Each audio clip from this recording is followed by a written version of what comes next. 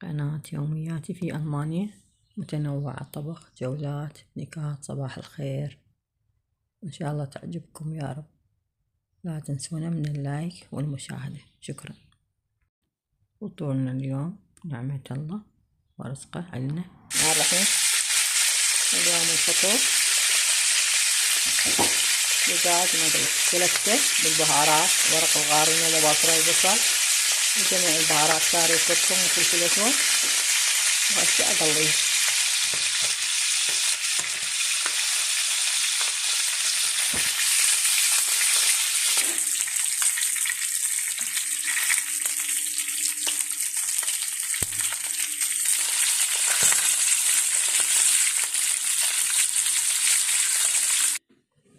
بعد ما كمل، سلامكم العافية.